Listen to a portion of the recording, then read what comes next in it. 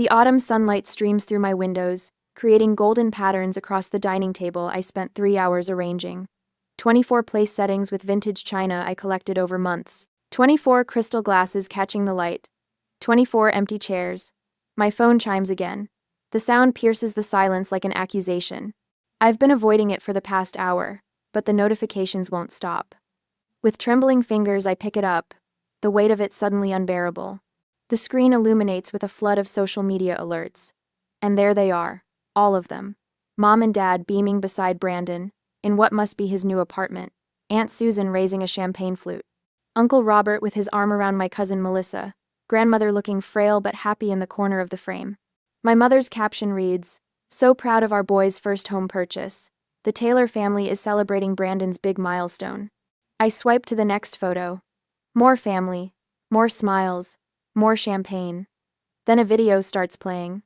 Brandon, his perfectly white teeth flashing as he laughs with two of our cousins. Macy's always showing off with her fancy renovation posts. Today is my day. The phone slips from my hand, clattering onto the table. I press my palm against my mouth, but it doesn't stop the sob that escapes. Tears blur my vision as I stare at the untouched appetizers, the wine I splurged on because Dad loves a good Cabernet, the homemade rolls cooling in their basket. Just hours ago, I was humming as I moved around this kitchen. I woke before dawn, too excited to sleep. The morning light had barely touched the old oak floors as I reviewed my handwritten checklist. The invitations sent weeks ago promised a 2 p.m. celebration of my first home. This 1,920 seconds. Craftsman I'd poured my savings and 9 months of sweat equity into restoring. "You're going overboard again," Rachel had said, watching me arrange flowers in the vintage blue vases I'd collected specifically for this day. But her smile was kind as she helped me polish the silverware that once belonged to my grandmother. "I want everything to be perfect," I'd explained, adjusting a napkin for the 4th time. Mom said the house was too small when I bought it. Dad thought the neighborhood was questionable. I need them to see what I've created here. Rachel had squeezed my shoulder. "They should be proud of you regardless." The first sign of trouble came at 1:45 p.m., a text from Mom. "Running a bit late, start without us." By 3:30, my co-workers Jane and Peter had arrived. My elderly neighbor Mrs. Eleanor brought homemade pie. 3 friends from college showed up with wine and heartfelt hugs. But no family. By 4:15, I'd called my parents 7 times, straight to voicemail. Brandon wasn't answering either. My text to aunts and uncles went unread. At 5:08, Aunt Susan finally answered. "Honey, aren't you coming to Brandon's housewarming?" she asked, the background noise nearly drowning her voice. "He bought an apartment downtown. Everyone's here celebrating. Your parents said you knew." My throat tightened. "Brandon rents his apartment. He didn't buy anything." A pause. "Well, that's not what he told everyone. Anyway, he scheduled this last week. Said it was important to him. I sent invitations to my housewarming a month ago," I whispered.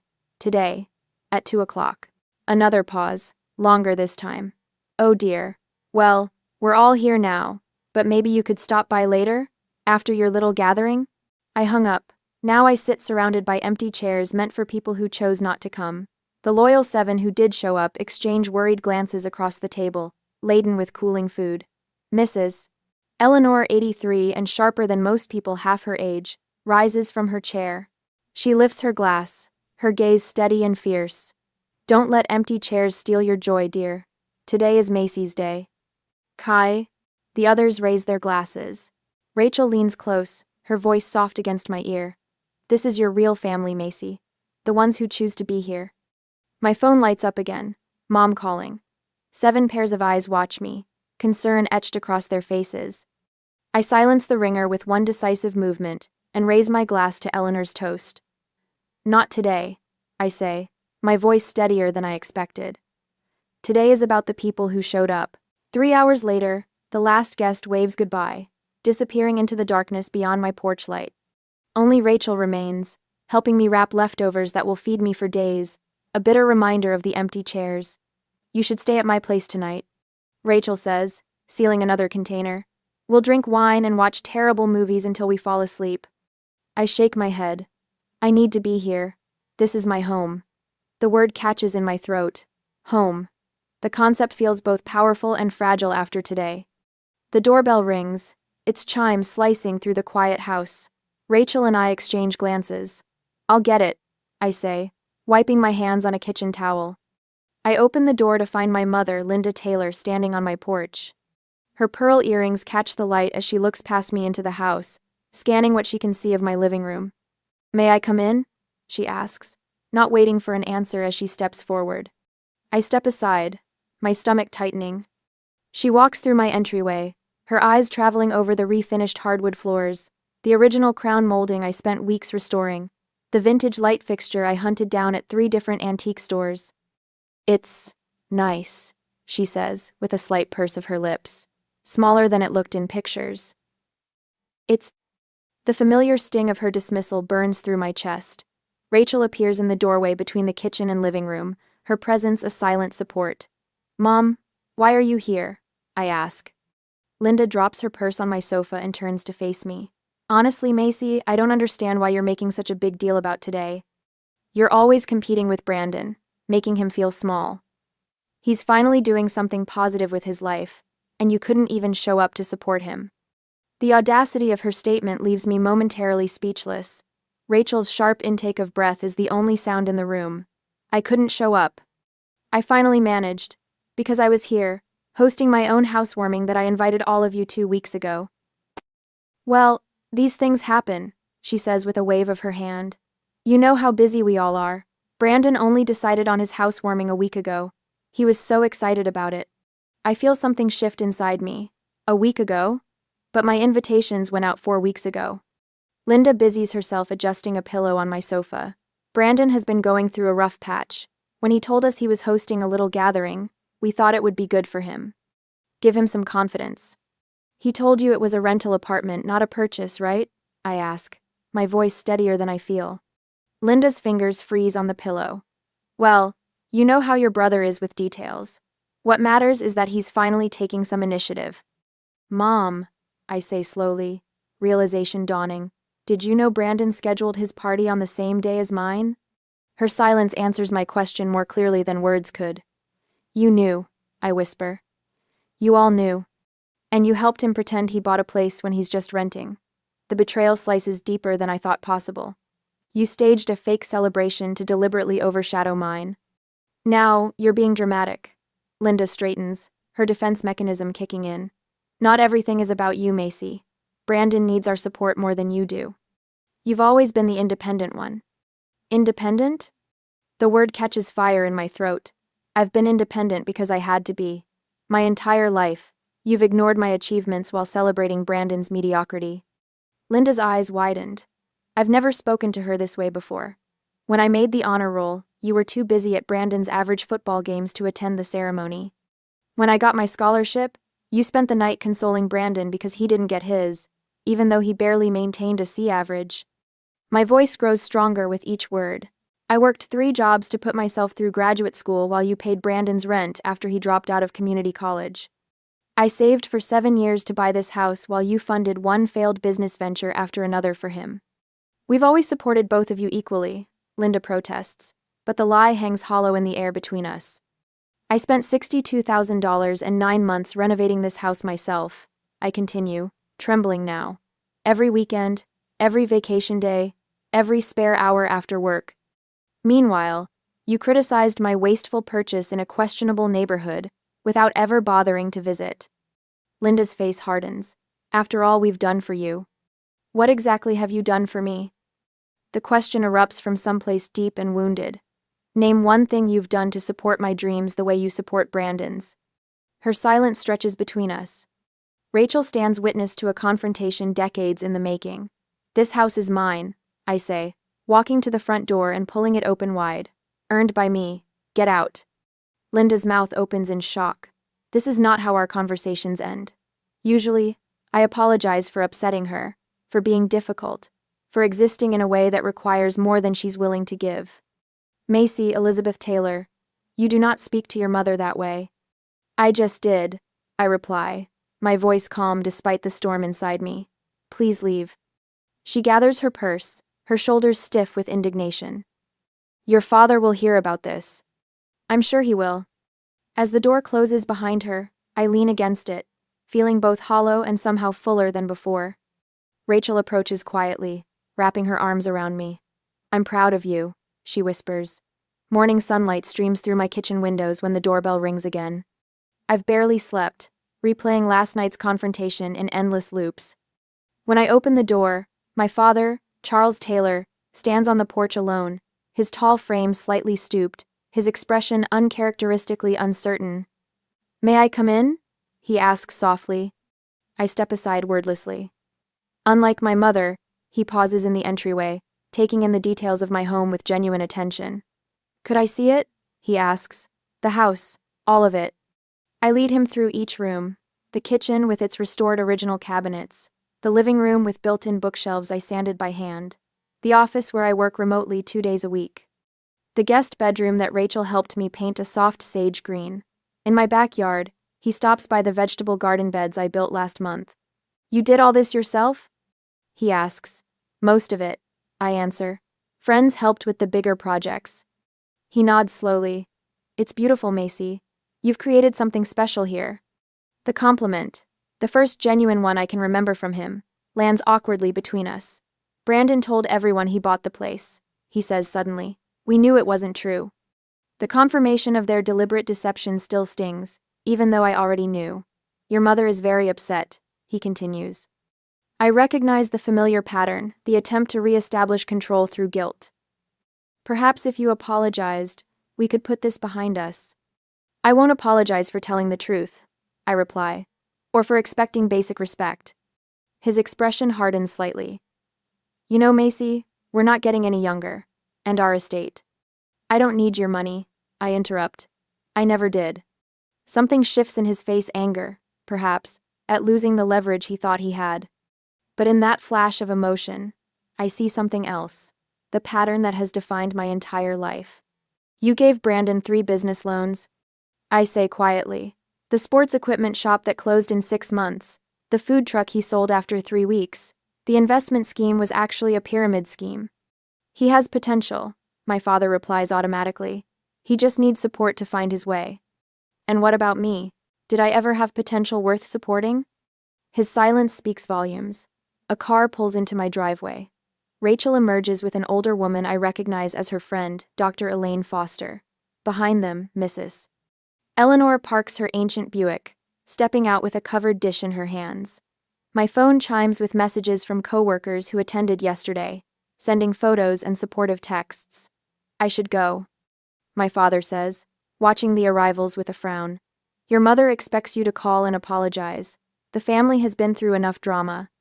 "You can't threaten me with family estrangement when that's already my reality," I reply, walking him to the door. He pauses on the threshold. "This isn't how family treats each other, Macy." "I know," I say quietly. "That's the problem."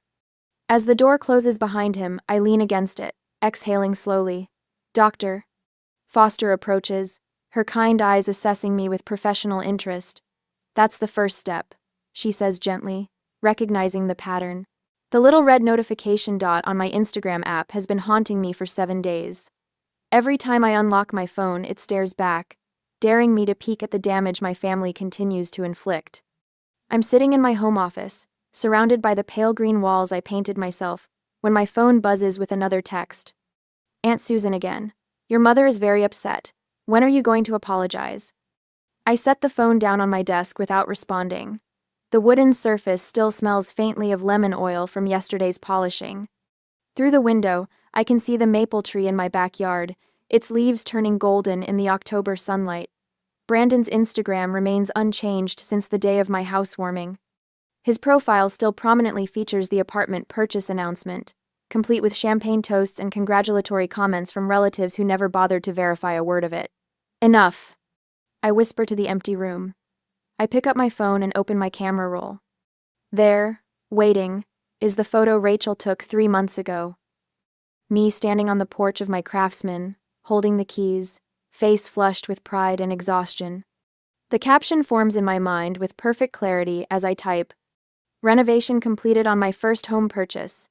From rewiring to refinishing these 100-year-old floors myself. Thanks to everyone who supported this journey. First-time homeowner. Renovation. Craftsman style." I hit post without mentioning the betrayal, without tagging a single family member. The memory of buying this house washes over me. Working 60-hour weeks between my data engineering job and weekend freelance coding. Living in a studio apartment with furniture from college to save every possible dollar. Losing 3 homes in bidding wars before finally getting the call about this craftsman that needed too much work for most buyers.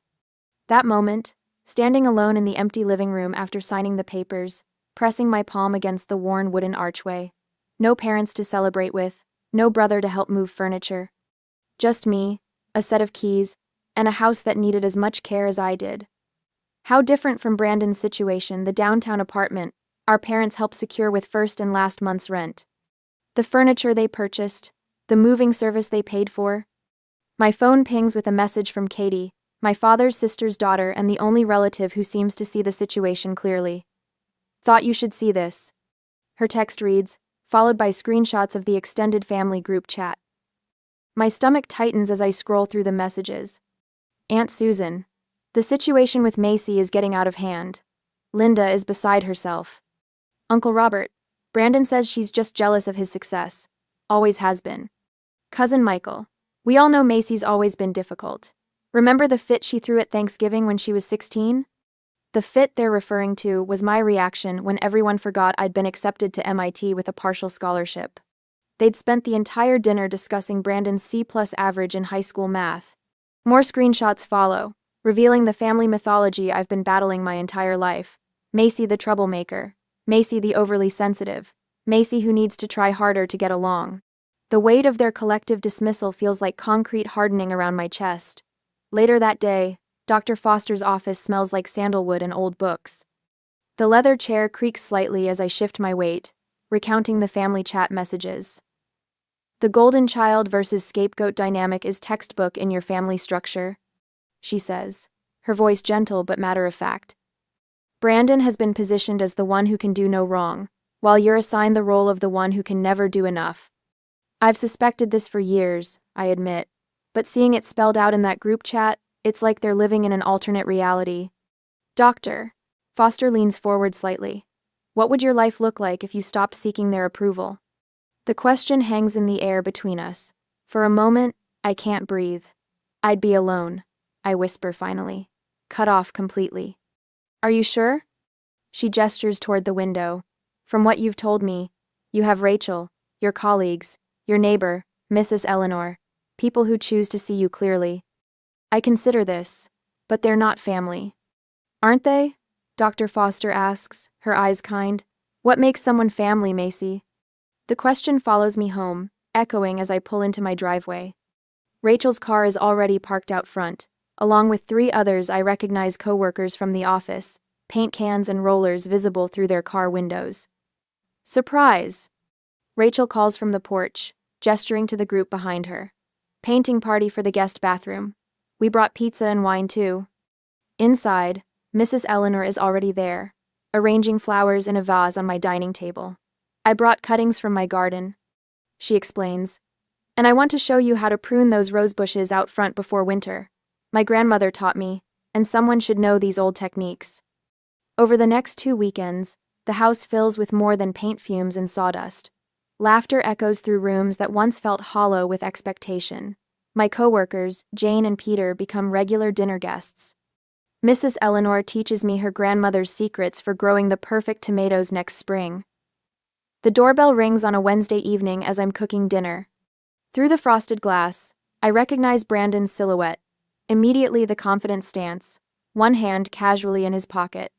When I open the door, his smile is as practiced as ever. Hey sis, he says, leaning against the doorframe like we're in a television sitcom.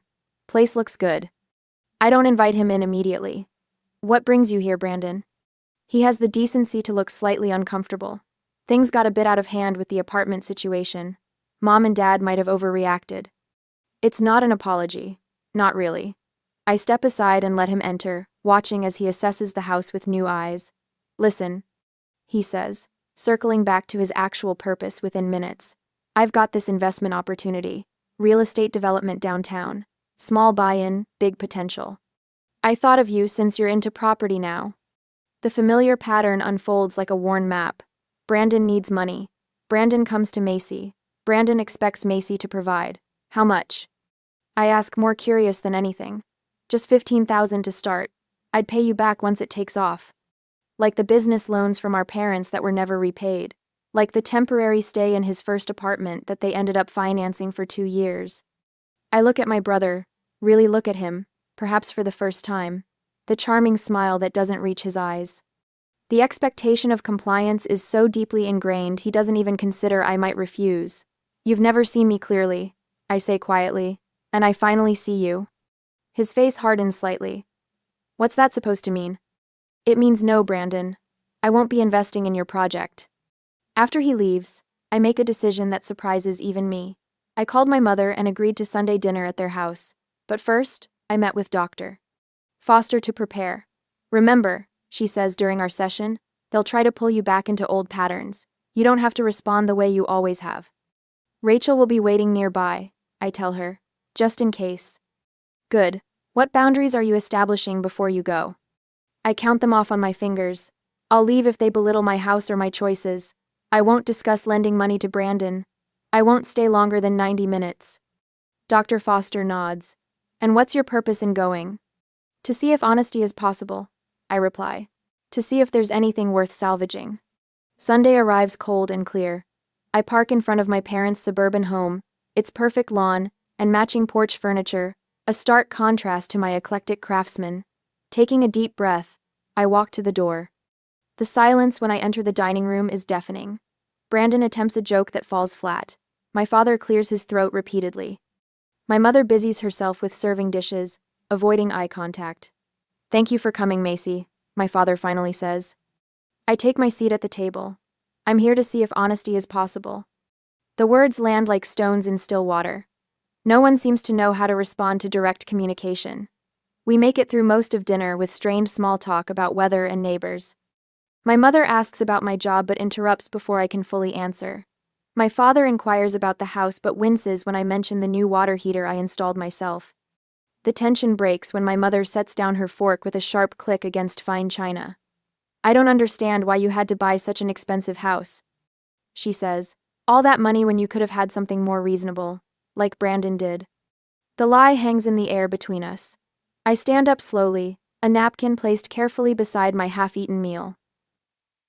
I didn't come for more lies, I say, my voice steadier than I expected.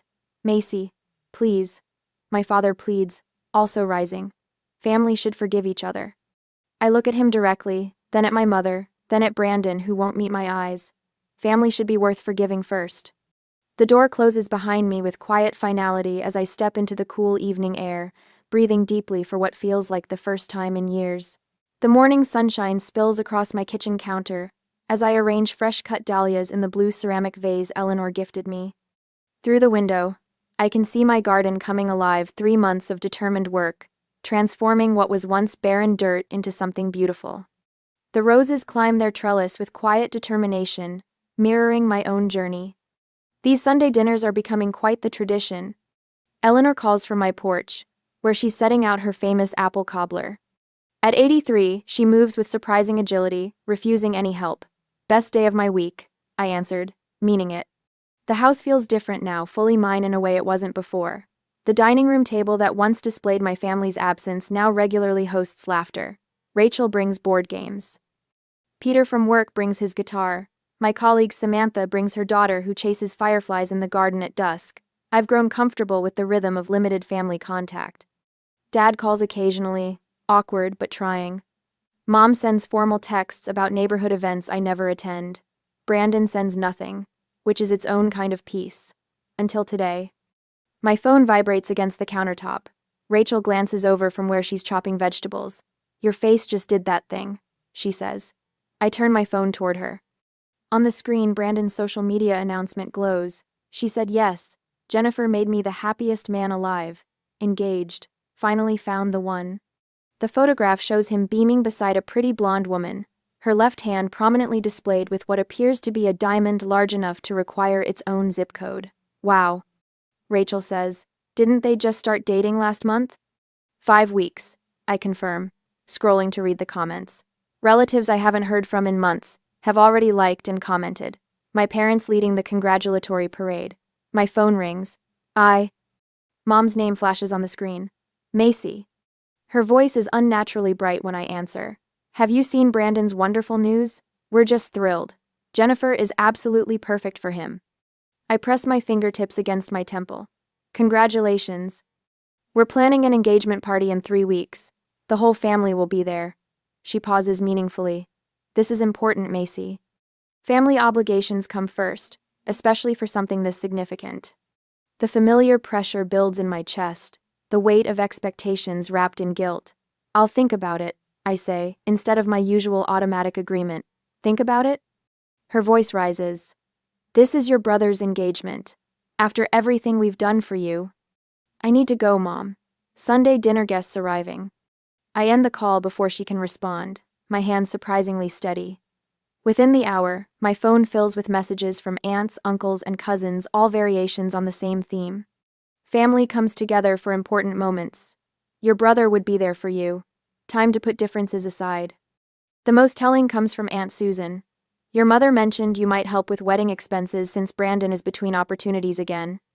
Rachel reads over my shoulder and makes a sound between a laugh and a snort. Of course, the golden child needs another bailout. Dr. Foster's guidance from our last session echoes in my mind. You don't need to respond to every crisis. Selective engagement protects your peace. I craft one careful message and send it to Brandon. Congratulations on your engagement. I wish you both happiness. Nothing more, nothing less. The others receive variations of, thank you for letting me know. I'll consider my schedule when the invitation arrives. Look at you, setting boundaries like a champion. Rachel says, squeezing my shoulder. Dr. Foster would be proud. I agree, surprised by the lightness in my chest where dread usually lives. Sunday dinner unfolds with the comfortable familiarity of the chosen family. Eleanor tells stories about her late husband's gardening disasters. Peter plays a new song he's working on. Rachel teases Samantha about her crush on the new IT director. No one mentions weddings or family obligations or my duty to show up and pretend. No one suggests I should help pay for someone else's celebration. No one questions my worth. 2 days later, an unfamiliar number appeared on my phone. Is this Macy? It's Jennifer, Brandon's fiancée. My grip tightens. Yes. I hope this isn't inappropriate, but I'd like to meet you. Just us. Her voice lacks the polished charm Brandon typically seeks in women. There's something refreshingly direct about her. May I ask why? A pause. I saw what happened at your housewarming through old photos and comments. I've noticed how your family talks about you when you're not there. Another pause. I need to understand what I'm marrying into. The unexpectedness of her honesty catches me off guard. Coffee at Riverdale Roasters tomorrow at 2? I'll be there, she says, relief evident in her voice. That evening, Dad appeared on my doorstep, a cardboard box tucked under his arm. May I come in? I step aside, noting his careful respect for my threshold, a small but significant change from his previous entitled entries. He places the box on my coffee table. Found these in the attic. Thought you might want them. Inside are family photographs I've never seen me at 5, proudly holding a science fair ribbon, me at 12, sitting in Grandpa's workshop learning to sand wood, me at 16, beaming in front of the used car I bought with my own savings. I took these, Dad says quietly. Your mother thought it was silly to waste film on everyday moments. My throat tightens as I lift a photo of myself in a graduation cap and gown, face alight with achievement. Dad stands beside me, a rare smile on his face. We failed you, he says simply. I failed you. The words I've waited decades to hear land with surprising weight. Not satisfaction, not triumph, just a complicated ache. Brandon told everyone the engagement ring is paid for. He continues, staring at his hands. It's not.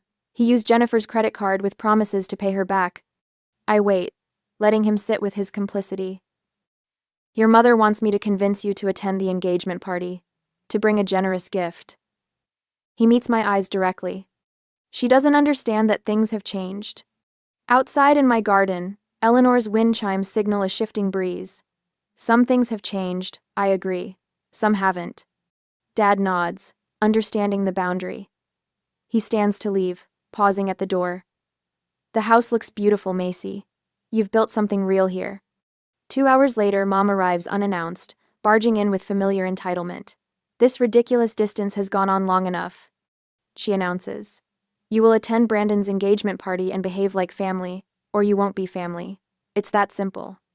The threat that once would have devastated me now feels strangely powerless.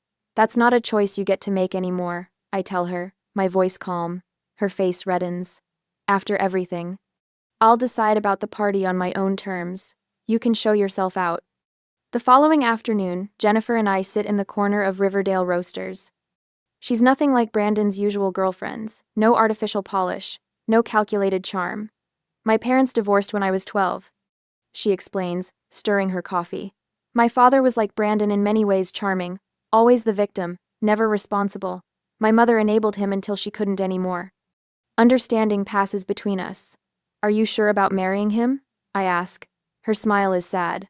"No, but I need to see this clearly before I decide." I consider my response carefully. "I'll come to the engagement party," I tell her. "Not for them, for me and for you."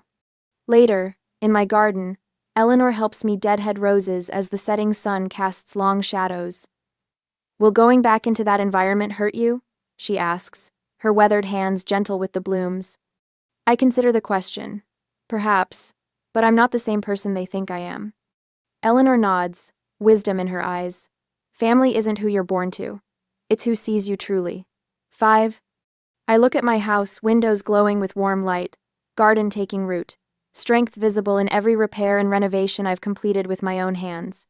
"This house taught me what family should be," I say, realizing the truth of it as the words leave my lips.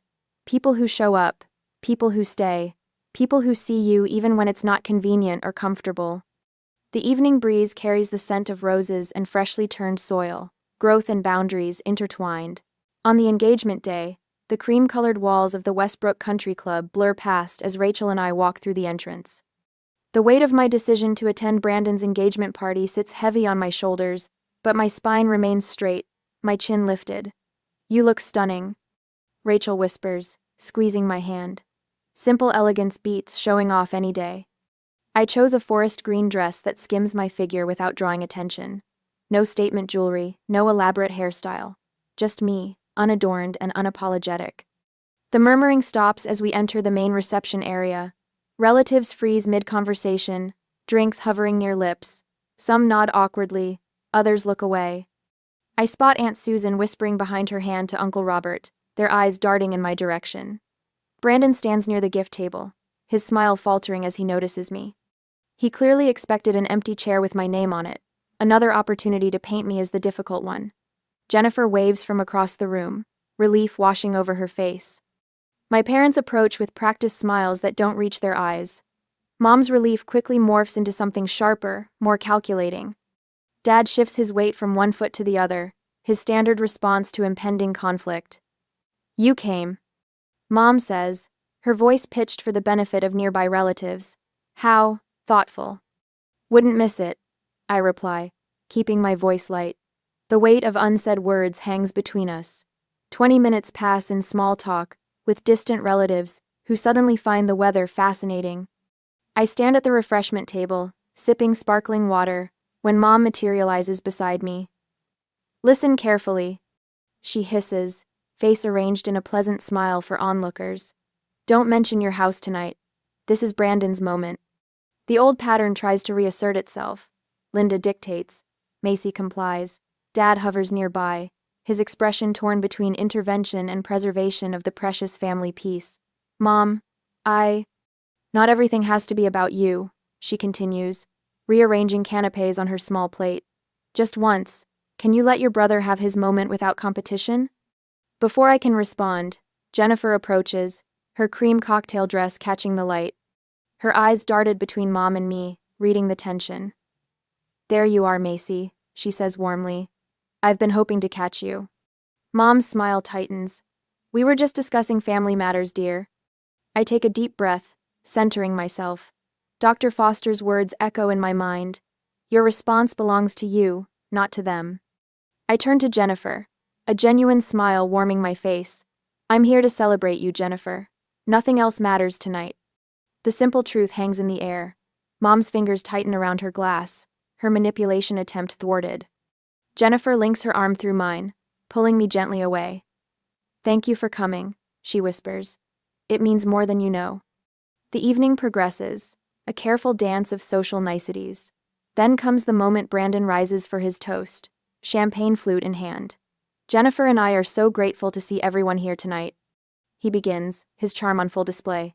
"As you know, this year has been full of milestones for us. My new home purchase, this engagement." Jennifer's smile falters.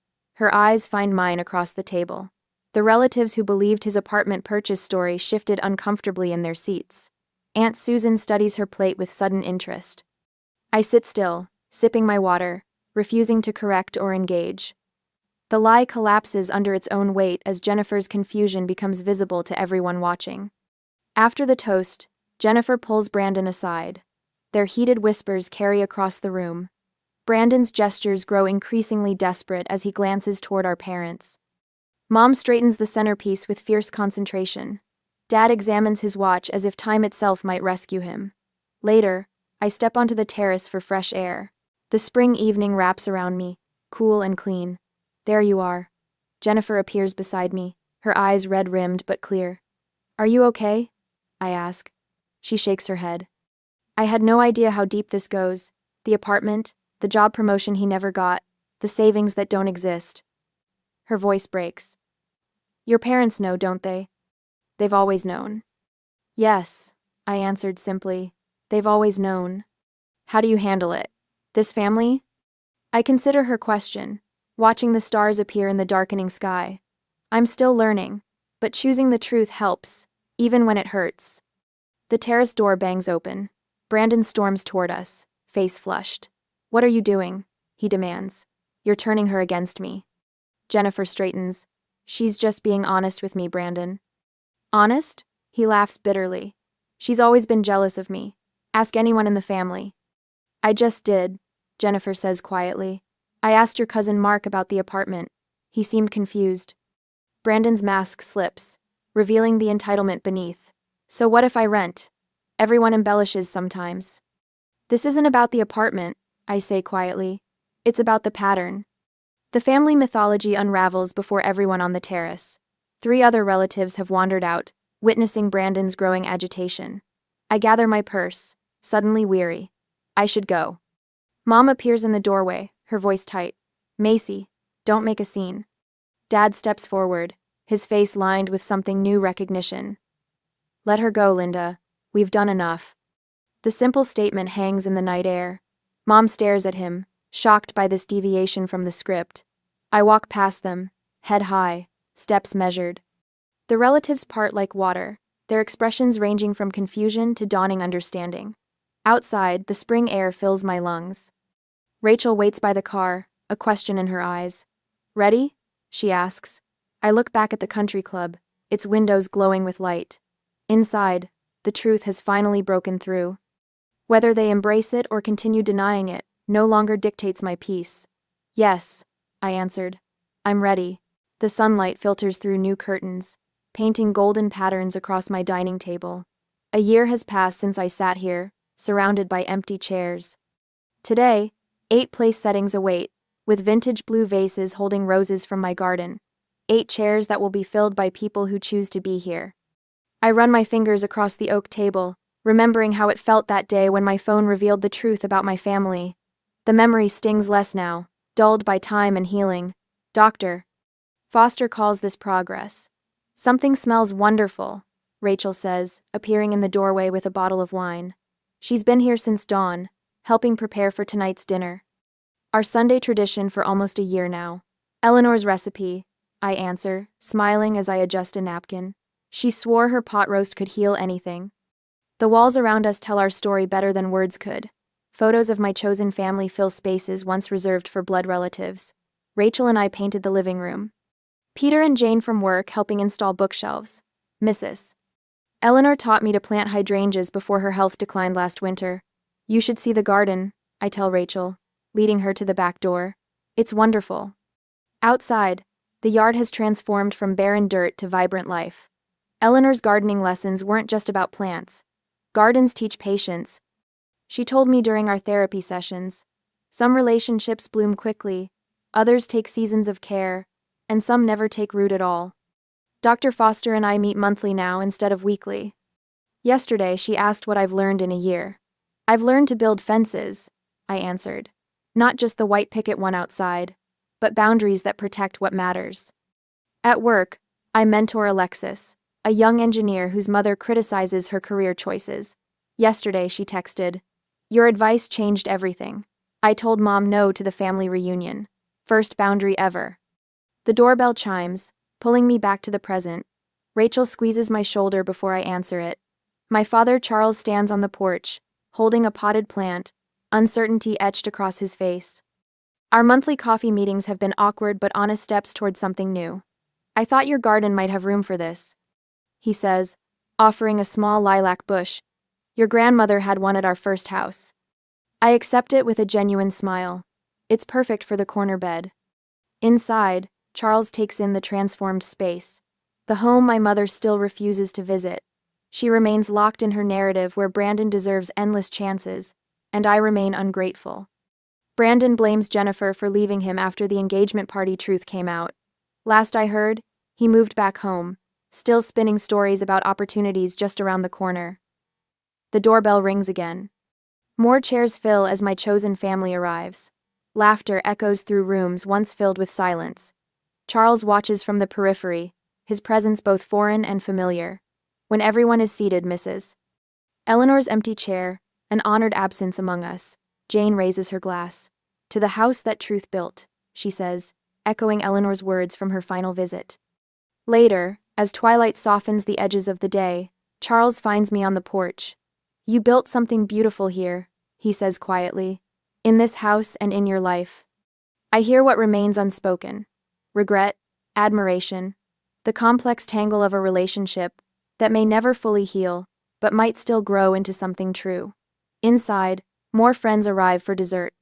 My home glows with warmth visible from the street, so different from that empty house of a year ago. I welcome new guests at the door, catching glimpses of the family I've created. The realization settles in my chest like a deep breath. True family sees you clearly and chooses to stay. As night falls, I look back at my home filled with conversation and connection. Sometimes you set a table for 24, but only 8 show up, and those 8 become everything. I am Cassidy, 33 years old, and at my father's will reading, sitting in a stuffy law office with 8 relatives, my mother laughed in my face. "Your father left you nothing," she announced to the room, swirling her iced water like it was champagne. "He hated you for 20 years, Cassidy." Just then, the lawyer pulled out a sealed brown envelope stamped with my dead father's name, read the first line silently, and slid it across the mahogany table directly toward me. I sat completely still. My Uncle Mitchell, who had not spoken to me in 13 years, leaned forward and whispered, "Open it, but not in front of her." Before I continue this story, let me know where you are watching from in the comments below. Hit like and subscribe if you have ever been the scapegoat in your own family, while the golden child got everything. You are going to want to see exactly what was inside that brown envelope. "Give it here, Cassidy, my mother," Catherine demanded. She extended a manicured hand across the table, her diamond rings catching the harsh fluorescent light of the boardroom. "Your father died absolutely bankrupt. It is probably just his unpaid medical bills or some overdue property taxes. Pass it over so Terrence can handle it with the actual estate." "Mr. Caldwell, take that back from her," Catherine snapped, glaring at the attorney when I did not immediately move. Thomas was not in his right mind during his final months. He was heavily medicated. Whatever he scribbled down or signed in secret is invalid. I am the executor of the main estate. The lawyer adjusted his glasses and looked at my mother with polite exhaustion. "Mrs. Catherine, as I just stated, this envelope was entrusted to my firm 10 years ago, long before your husband's illness. It is a separate directive entirely outside the purview of the main will.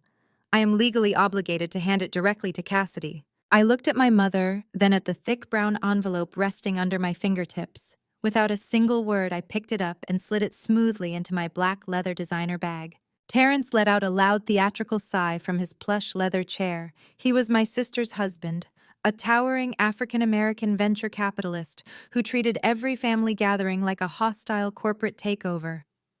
"Oh, let her keep it," Catherine Terrence sneered, adjusting his custom silk tie with a smug grin. "She wants to be dramatic over a dead man's trash. Let her have her little moment. It is literally all she is walking away with today anyway.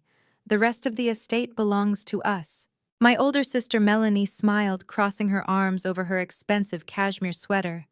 "She is just mad because Dad could not afford to pay for her college. But he paid for my med school." Melanie complained loudly, grabbing her designer coat and ensuring the lawyer heard every word. "We all know she has been bitter ever since Dad co-signed the loan for my private clinic instead of helping her with her first apartment. It is just sad at this point. Honestly, Cassidy, just open it so we can all have a good laugh and go to lunch. Terrence made reservations at that new steakhouse and you are holding us up." I did not flinch. I did not mention that I had worked 3 grueling jobs to pay my own tuition while my parents handed her hundreds of thousands of dollars for a medical degree. She abandoned the second she married Terrence. I simply stood up, smoothing the front of my tailored suit, and looked around the room at the people who were supposed to be my family. "We are done here," I said quietly to Mr. Caldwell. Terrence chuckled a low, grating sound. "Listen to her play the tough girl. Look, Cassidy, we know you are struggling. Consulting is a tough gig when you do not have a real network. Melanie and I can write you a check for $500 to cover your flight back home. Just leave the envelope. If it is debt, you cannot afford it. If it is garbage, you do not need it." I stared at Terrence. He thought I was a struggling consultant, barely making ends meet. My family had always viewed my independence as a failure because I refused to beg them for help. They had no idea I ran a highly successful crisis management firm, stepping in as a turnaround CEO for failing corporations. They saw my simple, unbranded clothing and assumed poverty, not realizing true wealth does not need to scream its name. "Keep your money, Terrence," I replied. "You might need it for your own ventures soon." His jaw tightened, a flash of genuine anger crossing his face before he masked it with that familiar, arrogant smirk. Melanie immediately jumped to her husband's defense. "You are so ungrateful, Cassidy. Terrence is offering you a handout, and you act like a brat. This is exactly why Dad cut you out. You never fit in with us. You never understood how to build a legacy." I glanced at Uncle Mitchell, who was quietly packing his briefcase. He gave me a barely perceptible nod toward the door.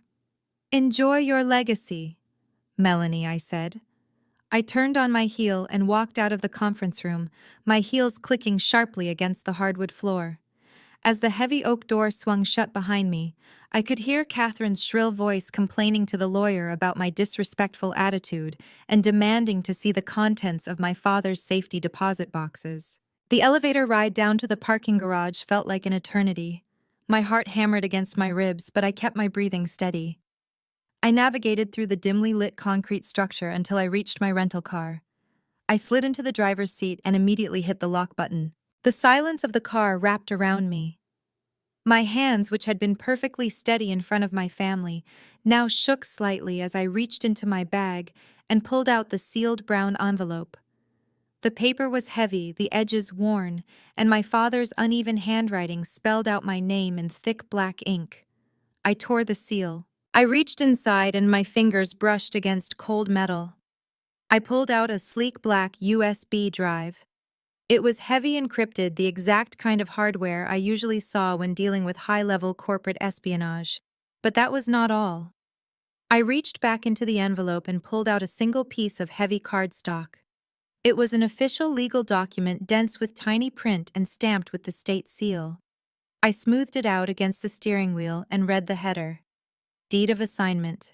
My eyes scanned the dense paragraphs, my brain struggling to process the legal jargon until I reached the bottom line. The implications hit me with the force of a freight train. A sharp gasp escaped my lips, echoing loudly in the quiet car. Everything my family thought they knew, everything they thought they owned, was a complete lie. I grabbed my laptop from the passenger seat, flipping it open with shaking hands. The screen flared to life, casting a harsh blue glow across the dark interior of my rental car. I gripped the heavy black USB drive. It felt cold against my palm. I shoved it into the port. A security prompt immediately flashed on the screen demanding a decryption key. My mind raced. What would my father use? I tried his anniversary. Incorrect. I tried Melanie's birthday, the golden child. Incorrect. A bitter laugh escaped my throat. Of course not. I typed in the date of the only day he ever stood up to my mother, the day he drove me to the airport when I left for Chicago with nothing but 2 suitcases. The screen flashed green. Access granted. Folders cascaded across my desktop, hundreds of them. I clicked on the master file labeled The Phoenix Holding Group. Spreadsheets, legal charters, and banking routes flooded my vision. I was staring at a labyrinth of corporate shell companies and offshore accounts. The numbers at the bottom of the ledgers were staggering. Millions upon millions of dollars completely untraceable to the main estate my mother had just inherited. A violent knock on my driver's side window made me scream. I slammed the laptop shut, my heart hammering in my throat. Standing in the dim light of the parking garage was my Uncle Mitchell. He looked over his shoulder toward the elevator banks, his face tight with urgency. He knocked again, harder this time. I hesitated, then hit the unlock button. Mitchell did not go to the driver's side. He hurried around the front of the car, yanked open the passenger door, and threw himself into the seat. Before I could say a word, he slammed the door shut and instantly hit the master lock button. Drive to the lower level, he ordered, his eyes darting around the concrete pillars. Get us out of sight from the lobby doors. I threw the car into drive and spiraled down into the darkest corner of the underground garage, cutting the engine behind a massive cement column. I turned to him, clutching the deed of assignment against my chest. What is going on, Mitchell? Why did you tell me to hide this? Mitchell let out a long, ragged breath. He looked older than his 60 years, the lines around his mouth carved deep by family secrets. Your father did not die broke, Cassidy. He died pretending to be broke to trap them. I stared at him, my mind struggling to process the words. Trap who? Mom. Mitchell scoffed, a bitter sound that echoed in the quiet car. Catherine, Melanie, and that slick-talking fraud Terrence. Open the laptop, Cassidy. Look at the Phoenix Holding Group files. Look at the asset transfers from the last 24 months. I opened the laptop again. The blue light washed over Mitchell's grim face.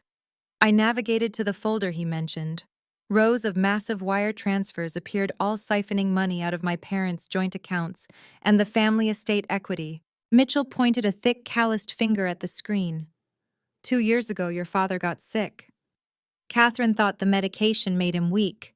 She thought his mind was slipping. So she and Terrence went to work. Terrence likes to parade around town as a high-rolling venture capitalist, but his flagship tech startup was hemorrhaging cash. He was millions in the red. Investors were threatening to sue him for fraud. Melanie was not helping. Your golden child sister was burning through $50,000 a month on luxury vacations, designer wardrobes, and keeping up appearances at the country club. My stomach churned. Melanie had just mocked me for being poor upstairs while she was secretly bankrupting her own husband. They needed cash fast, Mitchell continued, his voice dripping with disgust.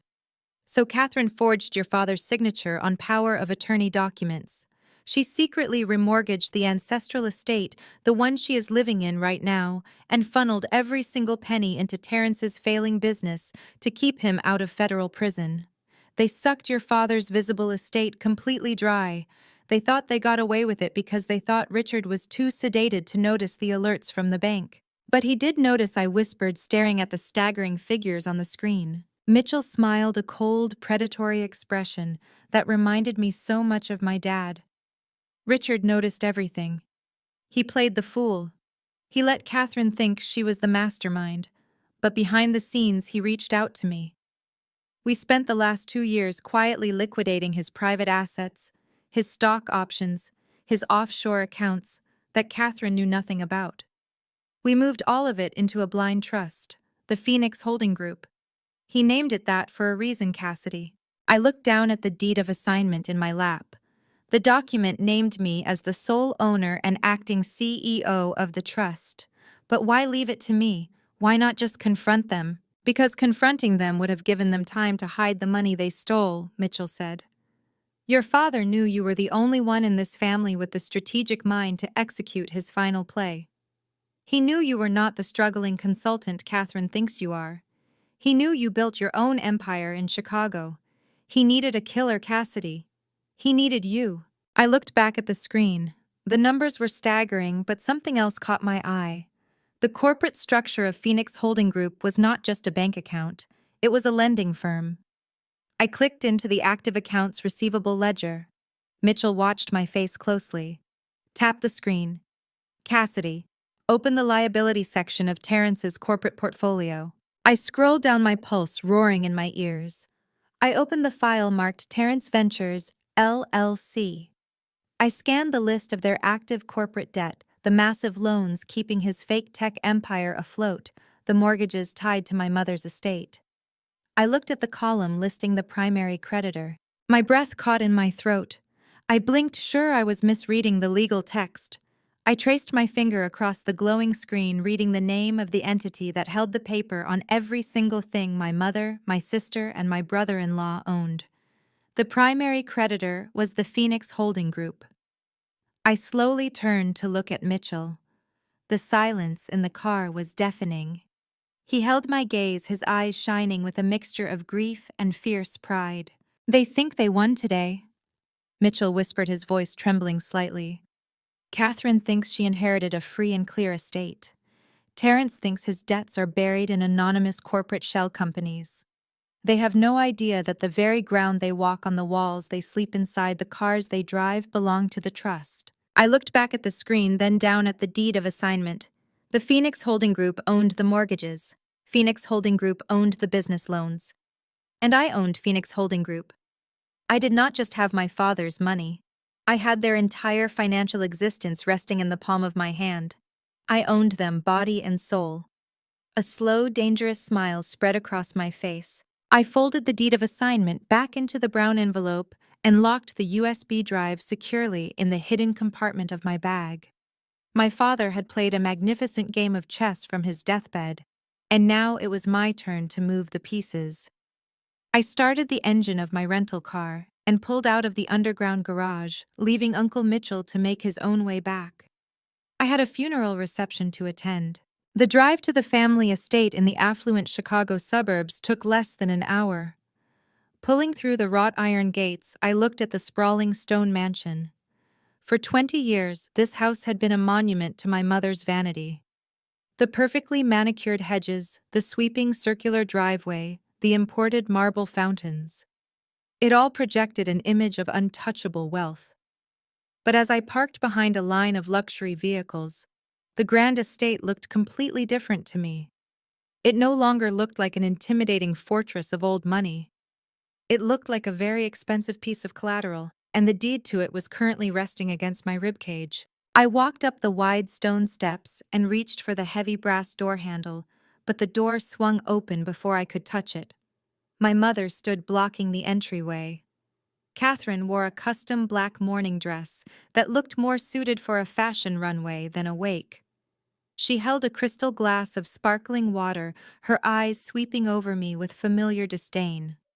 The scent of expensive catered food and forced sympathy wafted out from the grand foyer behind her. "You can come in to eat, Cassidy," my mother said, her voice dropping to a harsh whisper so the guests inside could not hear. "But do not think you are staying the weekend. I want you to go upstairs and pack up your old bedroom by tonight. I need your things out of this house." I paused on the threshold.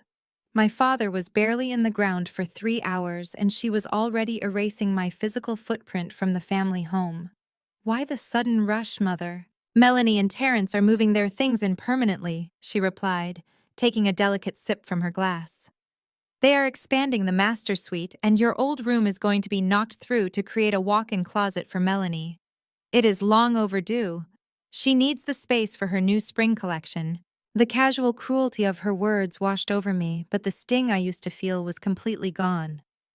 I remembered being 15 years old when she took my private bathroom and converted it into storage for Melanie's beauty pageant gowns, telling me I should be grateful I even had a roof over my head. She had spent a lifetime making sure I knew I occupied the lowest rung on the family ladder. But standing there now knowing I owned the very floorboards she was standing on, her arrogance was almost comical. I stepped past her, brushing my shoulder against hers, and walked into the crowded foyer. The reception was in full swing. Dozens of relatives and business associates murmured in hushed tones, holding plates of artisanal sandwiches and expensive cuts of meat. Before I could even reach the dining room, a tall figure stepped directly into my path. Terrence looked down at me, his tailored morning suit pulling tight across his broad shoulders. He held a leather-bound clipboard in one hand.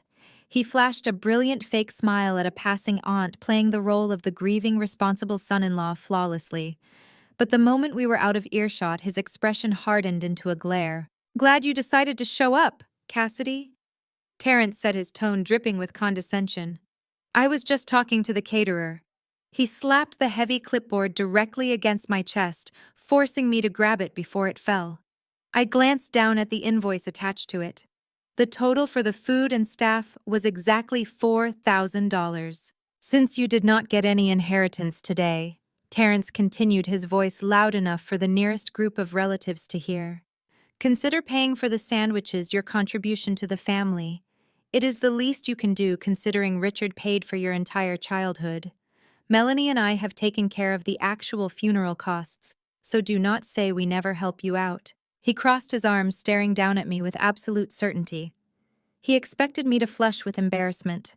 He expected me to stammer about not having the funds to beg my mother for a pass in front of her high society friends. He wanted to humiliate me to assert his dominance as the new patriarch of the family now that my father was gone. He wanted everyone to see the struggling outcast daughter failing to pull her weight. I looked at the invoice, then looked back up at Terrence. I did not blink. I did not argue.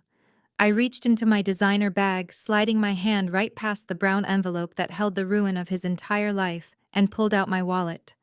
I extracted a heavy matte black metal card. The Centurion card. The invitation-only American Express that required millions in annual spending just to maintain. I signaled the head caterer, who was hovering nervously near the kitchen door.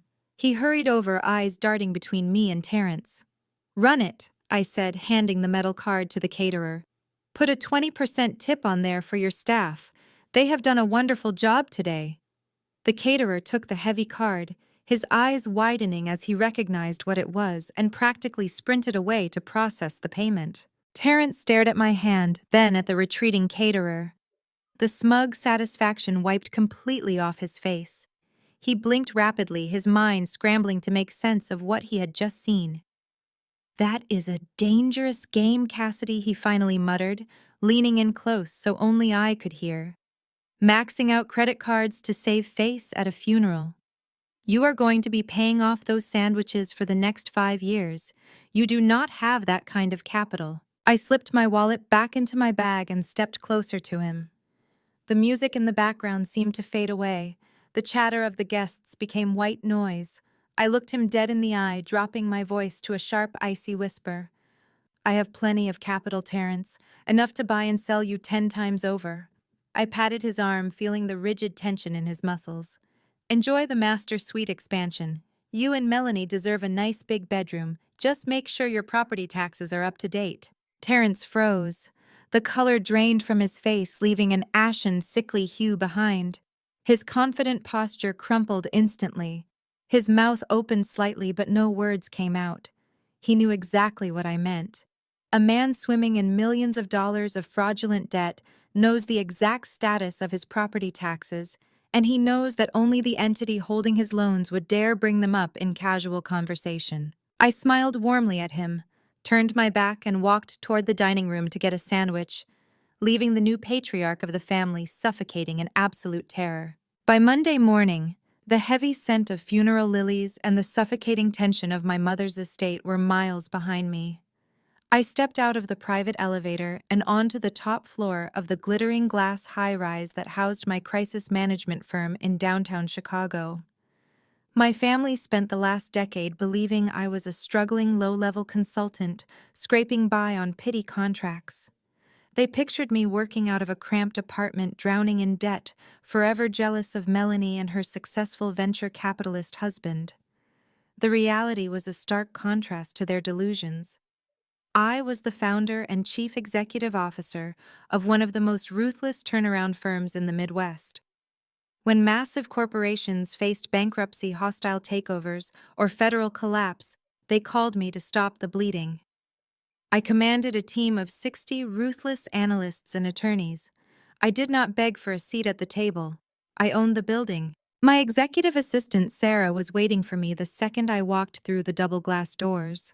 She matched my brisk pace as we walked down the sprawling corridor toward my corner office, handing me a freshly pressed espresso and a sleek silver tablet. "Welcome back, Cassidy," Sarah said, her voice strictly professional. "I am sorry for your loss.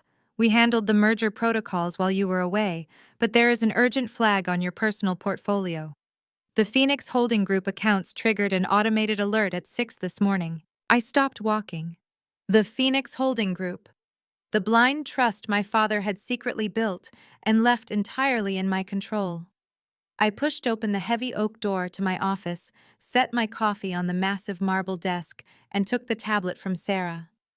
"Show me the alert," I instructed, sinking into my leather chair. Sarah tapped the screen, bringing up a complex financial ledger that projected directly onto the large, smart monitor mounted on my office wall.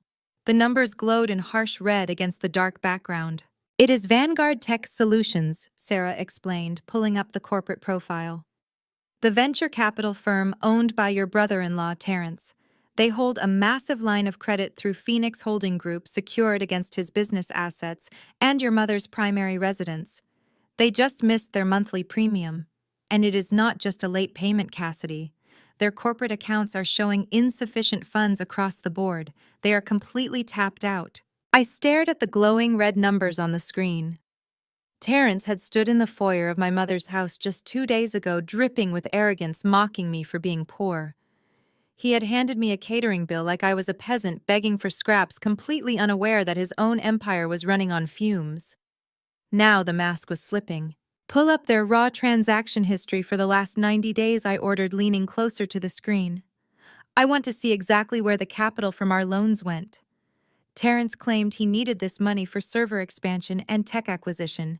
"Find the leak." Sarah's fingers flew across her keyboard. Within seconds, a new spreadsheet populated the monitor. It was a detailed breakdown of Vanguard Tech Solutions' outgoing wire transfers.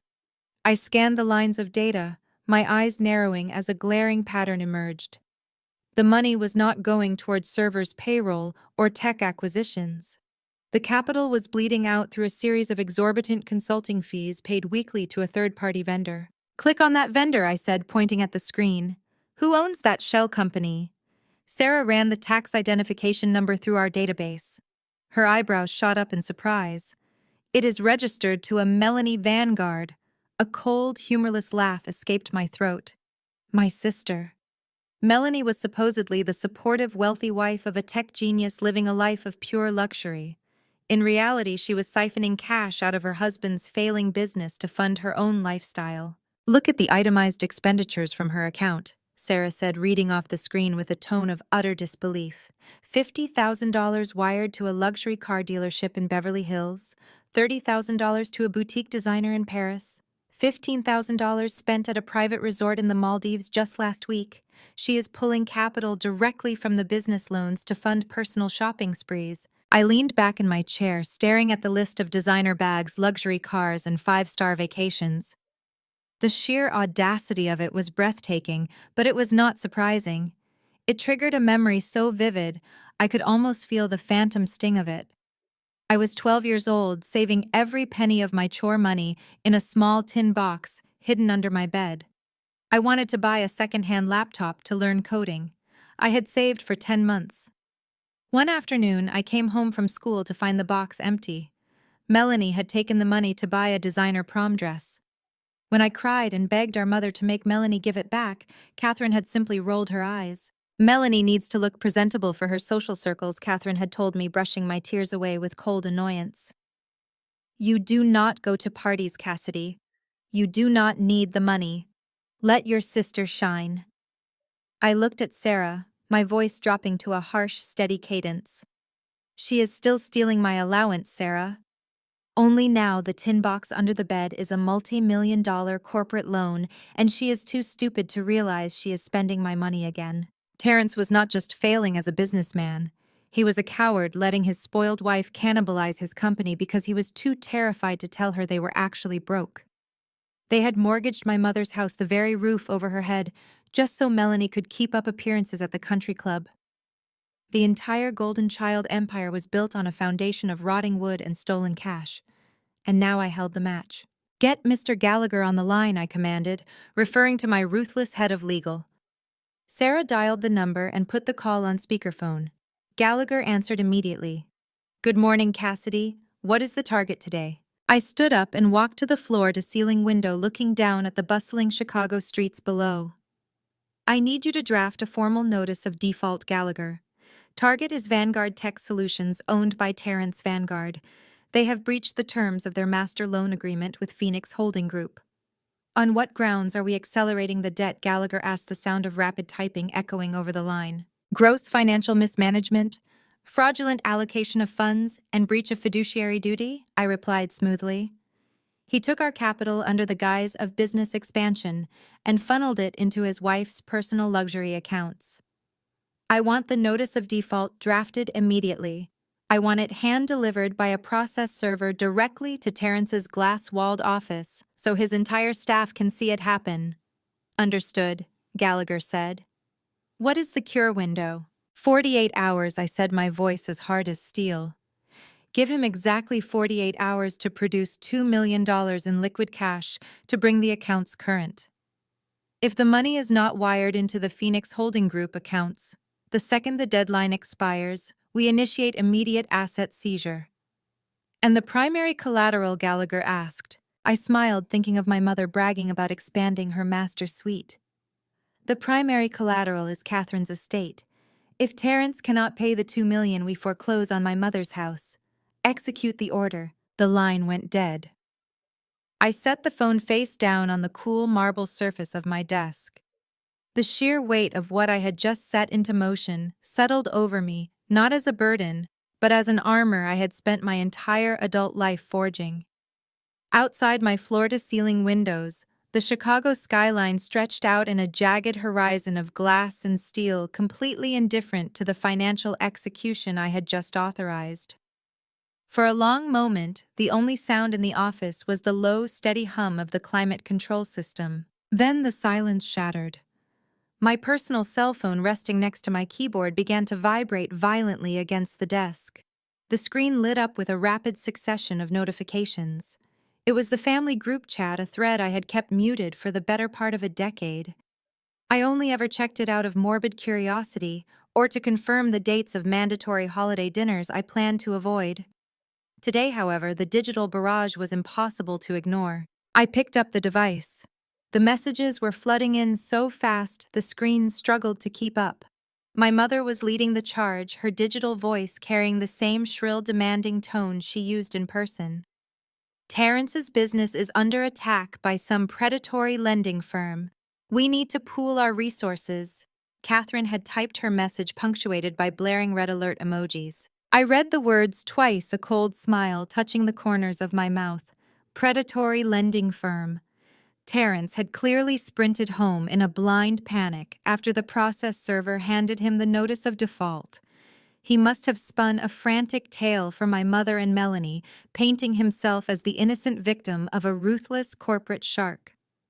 He likely had not even realized yet who owned Phoenix Holding Group, or he was too terrified to admit to his wife and mother-in-law that the quiet, dismissed sister held the keys to their destruction.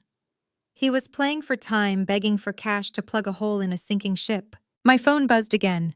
Catherine had sent another block of texts, this one aimed directly at me. "Take out a loan against your 401k to help your brother-in-law. It's what family does." The sheer, unadulterated audacity of the demand left me momentarily speechless. For years, Catherine had refused to co-sign a simple student loan for my undergraduate degree, citing her need to maintain her own financial flexibility. I had worked night shifts scrubbing floors in a commercial bakery to pay my tuition. Yet now, without a second thought, she demanded I gut my own retirement savings to bail out a man who had mocked my supposed poverty just 48 hours earlier. She assumed I was a mid-level corporate drone, clinging to a meager 401k, and she viewed that imaginary safety net as rightfully hers to commandeer. I watched the typing bubbles appear and disappear as Melanie joined the chat, undoubtedly preparing to add her own layer of guilt and pressure. I did not wait for her message to land. I placed my thumbs over the keyboard and typed my response with deliberate surgical precision. I don't invest in sinking ships. I hit send. The group chat went dead. The rapid-fire typing bubbles vanished instantly. I could almost picture the scene in my mother's lavish living room. The stunned silence, the exchanging of outraged glances, the collective shock that the family scapegoat had dared to defy a direct order. 10 seconds later, my phone began to ring. The caller ID flashed Melanie's name. I swiped to accept the call and brought the phone to my ear, not saying a word. "You jealous, bitter spinster!" Melanie shrieked, her voice so loud I had to pull the phone an inch away from my head. "Who do you think you are talking to? Mom is in tears right now because of your selfish, disgusting attitude." I remained silent, letting her rage burn through the cellular connection. "You have always wanted to see us fail." Melanie spat, her breathing heavy and erratic. "You have always been obsessed with my life because yours is so pathetic. You sit in your tiny apartment in Chicago entirely alone, seething with envy because I have a successful husband and a beautiful home. You could not land a man like Terrence if you tried, so you want to watch him lose his company. You are a spiteful, lonely little girl." Her insults were a familiar script, a greatest hits compilation of every insecurity she had tried to project onto me since we were teenagers. She used to stand in the doorway of my bedroom, holding her designer shopping bags, mocking my discount store clothes, telling me I would never amount to anything more than a background character in her glamorous life. "Are you quite finished, Melanie?" I asked, my voice completely devoid of emotion. "Do not use that tone with me," she snapped. "Terrence is a genius. This is just a temporary cash flow issue caused by aggressive market fluctuations. He is going to bounce back from this predatory attack, and when he does, you will be cut out of this family forever. Do not ever ask us for a dime." I walked back to my desk, running my hand along the edge of the polished marble. "A genius doesn't leverage his mother-in-law's house to buy his wife designer bags, Melanie." The line went dead silent. Only the faint sound of her ragged breathing echoed through the speaker. "What did you just say?" She whispered, the venom in her voice suddenly replaced by a sharp, paralyzing fear. "I know about the shell company, Melanie." I continued, my words dropping like stones into a glass bowl. "I know about the $50,000 you wired to the Beverly Hills dealership. I know about the $30,000 you blew in Paris last month. You have been bleeding your husband's company dry to fund your shopping addiction, using capital secured by the roof over your mother's head. You did not just bankrupt your husband, you bankrupted your mother." "Cassidy, how do you?" Melanie stammered, her voice cracking. "How could you possibly know about—" I calmly hung up on Melanie, cutting off her panicked question mid-sentence. I did not need to hear her excuses. I did not need to listen to her beg. The time for talking had expired the moment my father signed that deed of assignment. I placed my cell phone back on the desk and reached for the multi-line corporate console. I pressed a button on my desk phone, connecting directly to my legal department. Mr. Gallagher picked up on the first ring. "Yes, Cassidy." I looked out at the city skyline, feeling the raw, undeniable power of absolute control. "Freeze their corporate credit lines," I ordered, "now." It took exactly 3 days for their absolute desperation to manifest into a public spectacle. Cut off from their corporate credit lines and bleeding cash by the hour, Terrence and Melanie did what cornered grifters always do. They threw a party. The invitations called it the Vanguard Innovation Gala, held at the most exclusive ballroom in downtown Chicago. It was a lavish, over-the-top charity event designed specifically to project a flawless illusion of untouchable wealth and philanthropic grace. The strategy was brutally transparent to anyone who knew how to read a balance sheet. They needed to dazzle new, unsuspecting angel investors and trap them into injecting fresh capital into the sinking ship of Vanguard Tech Solutions before my notice of default became public knowledge. They were trying to outrun a financial avalanche while wearing designer shoes. I decided to attend. I was not going to sit in my penthouse and wait for the legal clock to expire. I wanted a front row seat to their desperate performance. And more importantly, I wanted them to know exactly who was pulling the strings. I bypassed my usual understated invisible business attire. For this night, I required armor. I stepped into a custom-tailored crimson silk gown that cost a cool $10,000.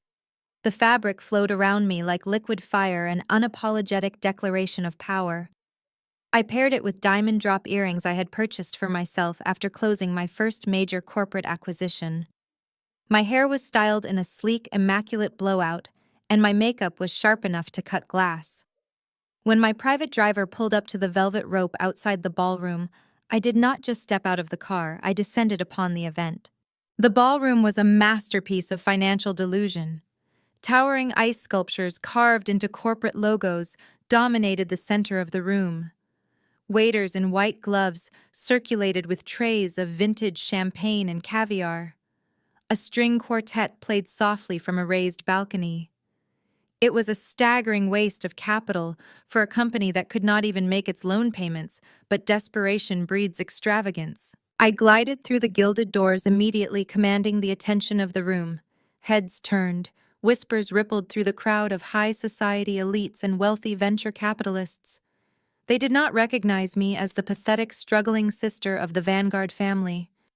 They saw a woman radiating absolute authority and unbothered wealth.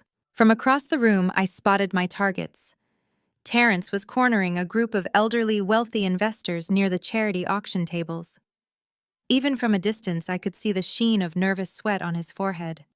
His usual smooth, booming laugh sounded strained and erratic as he practically begged them to look at his new prospectus. A few feet away, Melanie stood near the champagne tower. Her smile was completely brittle, her eyes darting nervously around the room. She was clutching her crystal flute so tightly, I expected the glass to shatter in her hand. Her perfect world was collapsing, and the strain was cracking her porcelain facade. Then I saw my mother. Catherine was patrolling the perimeter of the ballroom like a deeply insecure guard dog. She was scanning the crowd, ensuring the illusion of her family's superiority remained absolute and unchallenged. Her eyes swept over the entrance, glossed past me for a fraction of a second, and then snapped back with violent whiplash. I watched the color drain completely out of her face. For a moment, her brain seemed to short-circuit. She looked at the $10,000 crimson gown, the diamonds, the unapologetic posture of the daughter she had spent 33 years trying to crush into dust. Her shock quickly morphed into a familiar, venomous rage. Catherine immediately flagged down two burly security guards stationed near the coat check. She pointed a sharp, trembling finger directly at me and began marching across the polished marble floor, the guards trailing closely behind her like obedient attack dogs. I did not move. I simply stood near a massive floral arrangement, took a slow sip of my sparkling water, and waited for the collision. "What are you doing here?" Catherine hissed, her voice dropping to a harsh, panicked whisper as she reached me. She positioned her body to block me from the view of the wealthy donors nearby. "I am just enjoying the ambiance, Mother," I replied, my voice perfectly level and calm. "The ice sculptures are a lovely touch for a company currently freezing to death." Catherine's eyes blazed with a frantic, unhinged fury. She signaled the two security guards to step closer, boxing me in against the floral display. "You are leaving right now," she commanded, her jaw tight with suppressed rage. "I will not let you do this. You always try to ruin your sister's big moments, just like you ruined her sweet 16. The sheer absurdity of the accusation hung in the air between us. It was her favorite historical grievance, a perfect encapsulation of her toxic parenting. I had been rushed to the emergency room with a ruptured appendix on the night of Melanie's sweet 16 party. My mother had spent the next 15 years telling everyone that my near-fatal medical emergency was just a calculated, selfish stunt to draw attention away from Melanie's custom ice sculpture. In Catherine's twisted reality, my pain was always an inconvenience to her golden child's glory. "I am not a sick teenager anymore, Mother," I said smoothly, shifting my weight and looking down at her. "And you do not get to dictate where I stand." Catherine turned to the security guards, her voice trembling with aggressive authority. "Grab her arms and escort her out the service elevator immediately. She is a trespasser. She is trying to disrupt a private charity event. Get her out of my sight." The two massive guards stepped forward, raising their hands to grab my shoulders. I did not flinch. I did not step back. "Wait, stop right there!" A panicked voice echoed over the music. A woman in a sharp tuxedo suit holding a clipboard sprinted across the marble floor, waving her arms frantically. It was the chief event organizer, her face pale with absolute terror, as she threw herself between me and the security guards. "Stand down immediately." The organizer ordered the guards, physically pushing their arms away from me. Catherine gasped in outrage. "Excuse me, I am the mother of the host. I gave you a direct order to remove this woman. She is not on the guest list." The event organizer turned to my mother, clutching her clipboard to her chest, her breathing heavy from sprinting across the ballroom. "Ma'am, you can't throw her out," the organizer said, her voice shaking with absolute certainty. "Ms. Cassidy is our platinum sponsor tonight. She funded this entire event." The mother's jaw drops. Catherine stood paralyzed. The muscles in her face went completely slack, her perfectly contoured expression melting into a mask of absolute, uncomprehending horror. The two massive security guards immediately dropped their hands and took a synchronized step backward, suddenly looking anywhere but at me. The event organizer stood trembling between us, her clipboard pressed against her chest as if it could shield her from the radioactive tension radiating from my mother. For 33 years, Catherine had controlled the narrative. She had written the script where Melanie was the radiant star, and I was the unfortunate, embarrassing understudy. Hearing a stranger confirm that I was the financial architect of this entire lavish charade shattered her reality into pieces too small to glue back together. She opened her mouth to speak, but only a dry, raspy sound emerged. She looked at my diamonds, then at my gown, and finally at my eyes, searching for the struggling girl she had mocked. She found nothing but a predator looking back at her. "I suggest you return to the champagne tower, Mother," I said, my voice smooth and carrying effortlessly over the classical music playing from the balcony. "You look like you need a drink. And please do try the caviar. I paid a premium for it." Catherine took a shaky, involuntary step backward, retreating from me as if I had suddenly caught fire. She turned on her heel and practically fled toward the far side of the ballroom, nearly colliding with a waiter in her blind panic. The brief commotion had not gone unnoticed. From across the room, Terence had watched the exchange. He saw Catherine, his fiercely protective mother-in-law, retreat in visible defeat. He handed his half-empty glass to a passing waiter and began marching toward me, his heavy footsteps eating up the polished marble floor. Terence was a man who relied on physical intimidation. He was tall, broad-shouldered, and carried the aggressive, entitled swagger of a man who believed the world owed him its undivided attention. As he closed the distance between us, I could see the rigid tension in his jaw and the frantic, darting movement of his eyes. He stopped just inches away from me, deliberately invading my personal space, trying to force me to step back and cede dominance. I planted my heels into the marble and held my ground, tilting my chin up to meet his glare. "I don't know who you're sleeping with to get this kind of money, but stay out of my business," Terence sneered, his voice dropping an octave into a harsh, threatening growl.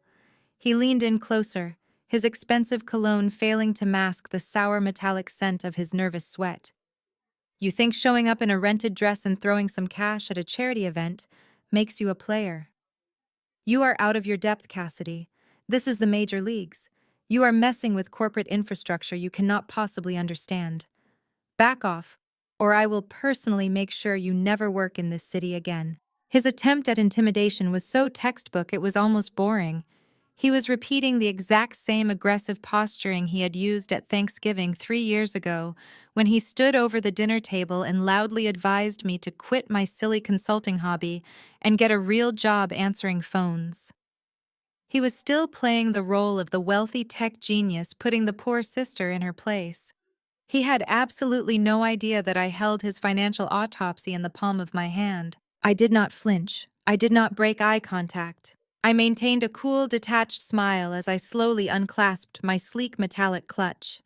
I reached inside and pulled out a single sheet of heavy bond paper, neatly folded in thirds.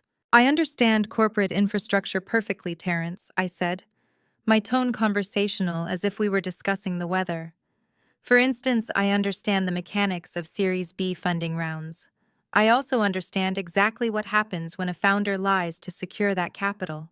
I unfolded the document with a sharp snap and held it up just high enough for his eyes to focus on the bold red figures printed across the page. It was a synthesized internal audit of Vanguard Tech Solutions extracted by my crisis management team earlier that afternoon. You inflated your user numbers by 300% to secure your last round of funding, Terrence. That's wire fraud. I kept my voice pitched low, forcing him to strain to hear the words that were destroying his life. You fabricated ghost accounts. You routed investor capital through offshore shell entities to artificially pump your daily active user metrics. You lied to the banks, you lied to your board, and you used the resulting fraudulent capital to secure the loan from my firm. I watched his eyes track the numbers on the page. His pupils dilated. The aggressive alpha male posture completely collapsed. His shoulders slumped, and the color drained from his face so rapidly he looked as though he might pass out right there on the ballroom floor. The arrogant tech CEO vanished, replaced by a terrified man staring at a prison sentence. You do not just owe my firm $2 million by tomorrow morning, I continued, stepping into the space he had just retreated from. You have defrauded federal banks across state lines to fund your wife's shopping addiction.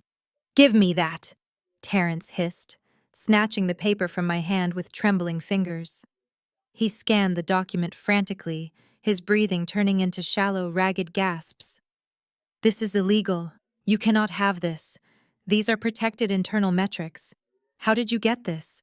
When you default on a master loan agreement, the holding company gains immediate unrestricted access to all internal ledgers, I explained smoothly. You signed the authorization yourself, Terrence.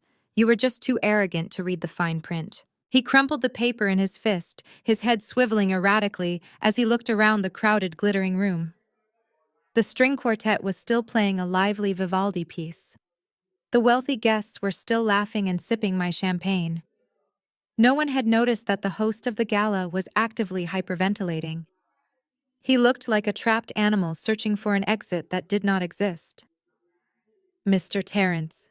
The voice came from directly behind him, calm, authoritative, and completely devoid of warmth. Terrence spun around, dropping the crumpled paper onto the marble floor. Two men in dark, unwrinkled suits had materialized from the crowd. They did not have drinks in their hands. They were not smiling. They moved with the synchronized, deliberate purpose of federal agents who had already locked down the perimeter. The taller of the two men reached into his jacket pocket and casually flipped open a leather badge wallet, flashing a gold shield under the crystal chandeliers. Mr. Terrence. The man repeated, his tone perfectly flat. We're from the SEC. We'd like a word. The champagne glass slipped from Terrence's hand, shattering against the marble floor. The sharp crack cut through the soft music of the string quartet, drawing the eyes of the surrounding high society guests. Terrence opened his mouth to speak, but his voice completely abandoned him. He looked at the two federal agents, then at the gold shield, and finally back at me. His arrogant swagger had evaporated, leaving behind a hollow, terrified shell of a man. Is there a private room where we can conduct this conversation? Mr. Terrence, the second agent asked, stepping seamlessly to his left to block any potential exit. Or would you prefer to discuss your inflated user metrics and offshore wire transfers right here in front of your prospective investors? Terrence swallowed hard, his face glistening with a cold sweat. He gave a jerky, defeated nod and allowed the agents to flank him. As they escorted him away from the auction tables and out of the glittering ballroom, a shockwave of whispers rippled through the crowd. The wealthy donors who had been eager to write him checks just moments ago were now backing away as if he were contagious. Melanie let out a piercing, hysterical shriek from across the room, abandoning her champagne to chase after her husband and the federal agents. I stood my ground, my crimson silk gown catching the light of the crystal chandeliers. I smoothed an invisible crease from my dress and locked eyes with my mother. Catherine was frozen near the floral arrangement, her chest heaving. The realization of what I had done washed over her face. I had not just ruined their party. I had dismantled their entire fraudulent empire in under 5 minutes. I gave her a slow, cold smile, turned on my heel, and walked out the grand double doors. By Tuesday morning, the fallout was absolute. I sat behind my massive marble desk at the crisis management firm reviewing the final asset seizure documents for Vanguard Tech Solutions. The company was in freefall, and Terrence was drowning in federal legal fees. I expected Catherine to surrender. I expected her to realize she was outmatched and beg for a quiet settlement. I vastly underestimated my mother's capacity for venom. My private office line rang. I ignored it, focused on a corporate merger file. Then my personal cell phone buzzed. Then the office line rang again. Sarah walked into my office, her usual brisk, professional demeanor replaced by a look of deep concern. "Cassidy," Sarah said, gripping her silver tablet. "Your Aunt Patricia just called the main reception line. She was practically in tears. And then your cousin Gregory called. They both asked if we had staged an intervention yet." I set my pen down, my eyes narrowing. "An intervention for what exactly?" Sarah hesitated. "For your mental health." I leaned back in my leather chair, a cold knot forming in my stomach. "Play the voicemails," I ordered. Sarah tapped her screen. Aunt Patricia's frantic voice filled the room. "Sarah, please tell me Cassidy is safe. Catherine just called me weeping. She said Cassidy is having a severe psychotic break from the grief of losing her father. Catherine said Cassidy crashed Melanie's charity event screaming about imaginary bank fraud and had innocent people harassed. Catherine is terrified Cassidy might hurt herself or someone else. We need to get her committed to a psychiatric facility before she completely loses her mind." I stared at the glowing skyline outside my window. Catherine was not retreating. She was weaponizing my father's recent death to build a narrative of insanity. Instead of admitting her son-in-law was a federal criminal and she was a parasite, she was painting me as a hysterical, grieving spinster who had lost touch with reality. She was calling every extended family member and every high society contact in Chicago, spinning a web of lies to discredit the very source of their financial ruin. If I was insane, then my foreclosure on her estate and my exposure of Terrence were just the malicious, confused actions of a madwoman. My personal cell phone buzzed on the desk. The caller ID showed Uncle Mitchell, my father's older brother.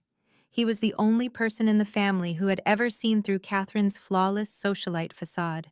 I picked up the phone. "Good morning, Uncle Mitchell," I said smoothly. "I assume you have spoken to my mother today." "Cassidy, you need to listen to me very carefully," Uncle Mitchell said, his voice grave and urgent. "I know exactly what Catherine is doing, and you cannot underestimate her. She has spent the last 4 hours calling every single person in our family directory. She is telling them you are having a mental breakdown. She is telling them you are hallucinating financial crimes and attacking Melanie out of unhinged jealousy." "I know," I replied, my voice hard. "She is trying to invalidate the foreclosure by destroying my credibility. It is worse than that," Uncle Mitchell warned, his tone dropping to a harsh whisper. "She is laying the groundwork to have you declared legally incompetent. If she succeeds, she can seize control of the Phoenix Holding Group Trust as your conservator. Do not brush this off, Cassidy. She did the exact same thing to your father when he tried to stop her gambling habits 10 years ago. She isolated him." The words hit me like a physical strike. 10 years ago, my father had briefly threatened to cut off Catherine's access to their primary accounts. Suddenly, rumors had swirled through our family that my father was suffering from early-onset dementia. Friends stopped visiting. Relatives stopped calling him for financial advice. Catherine had successfully quarantined him, crushing his resistance by making everyone believe his mind was failing. Now she was dusting off her favorite psychological weapon and aiming it directly at me. "I am not my father, Mitchell," I said, my grip tightening on the phone. "I own my narrative and I own the evidence. Let her talk. Her rumors cannot stop a federal indictment." "Just watch your back, Cassidy," he replied heavily. "She will not stop with the family. She will go after your livelihood next." I ended the call, my mind calculating the legal counteroffensive. I needed Gallagher to draft a cease and desist order for defamation immediately. I reached for my desk phone, but Sarah suddenly burst back through the heavy oak doors. She did not bother knocking. Her face was entirely drained of color. "Cassidy, we have a massive problem," Sarah said, her voice shaking as she rushed to my desk. She placed a printed email directly over the merger file I had been reviewing. It was a message from the board of directors at Sterling Global, our largest and most lucrative client. We were in the middle of negotiating a $30 million corporate turnaround contract with them. It was the crown jewel of my firm's portfolio. I scanned the heavy black text. "Dear Ms. Cassidy, effective immediately, Sterling Global is pausing all current negotiations and withdrawing our letter of intent regarding your firm's crisis management services. We have recently been made aware of highly concerning rumors regarding your current mental stability and erratic personal behavior. Given the sensitive nature of our corporate restructuring, we cannot entrust our financial future to an executive experiencing a documented psychological crisis." I stared at the printed words, the reality of the sabotage settling into my bones. Catherine was not just throwing a tantrum.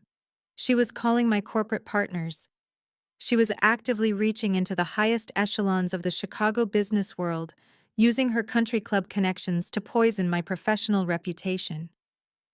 My mother was trying to destroy my multi-million-dollar career to protect her stolen wealth. "Get Gallagher in here," I said, my voice dropping to a lethal, icy calm. "We are going to war." Gallagher materialized in my office within 60 seconds, a leather folio already in hand. I did not waste time with pleasantries. I handed him the printed email from Sterling Global. He scanned it, his jaw tightening. Catherine was not just throwing a tantrum. She was executing a calculated smear campaign, leveraging her country club gossip network to poison my professional standing. I instructed Gallagher to draft a cease and desist order so aggressively worded it would make Catherine's country club lawyers choke. But paper shields were not enough. I needed to control the narrative directly. I told Sarah to schedule an emergency video conference with the Sterling Global Board of Directors for noon. I spent the next 2 hours compiling a pristine, undeniable dossier. It included Terrence's fraudulent financial statements, the official SEC filing against Vanguard Tech Solutions, and the master loan agreement bearing my signature as the chief executive officer of Phoenix Holding Group. I was not going to defend my mental health. I was going to prove my ruthless competency. At noon, the massive screen in my boardroom flickered to life. 7 grim-faced Sterling Global executives stared back at me. They expected a hysterical, unstable woman. Instead, I gave them a masterclass in crisis management. I laid out the facts methodically. I explained that the rumors were a desperate retaliation from a defaulting debtor who happened to be related to me by marriage. I showed them the SEC filing. I showed them the money trail. I did not apologize for the family drama. I framed it as a testament to my unyielding professional integrity. I told them that if I was willing to completely dismantle my own brother-in-law for attempting to defraud my firm, they could rest assured I would protect Sterling Global's assets with the exact same merciless precision. I watched their expressions shift from skeptical concern to absolute silent respect. The chairman of the board actually smiled. The crisis was averted. The $30 million contract was secured. I ended the call feeling a surge of pure, unfiltered adrenaline. Before I could even close my laptop, the heavy oak doors of the boardroom burst open. Sarah stood panting in the doorway, her usual immaculate composure completely shattered. "Cassidy, we have a massive security breach in the main lobby," Sarah said, her voice strained. Your mother and sister just bypassed the lower security desk by tailgating a delivery courier.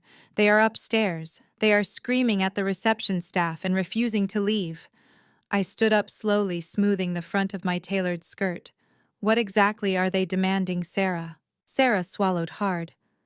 They are demanding to speak to your manager. Your mother keeps telling the receptionist that you are a low-level consultant having a psychiatric breakdown, and she needs to speak to the boss of the company to get you formally terminated before you damage their reputation. A cold, dark humor settled in my chest. Catherine and Melanie had spent their entire lives underestimating me. They truly believed I was a struggling employee in a cubicle subject to the whims of some imaginary corporate superior.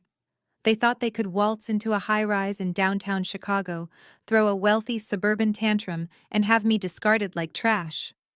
Call building security, I instructed Gallagher, who was already reaching for his phone. Have them meet me at the front desk. I walked out of the boardroom and down the long glass-walled corridor toward the main reception area. Long before I saw them, I could hear Catherine's shrill voice echoing off the marble floors. I do not care if she is in a meeting, Catherine was yelling at my terrified lead receptionist. You will pull her out right now. And I want the contact information for your human resources director and the president of this firm.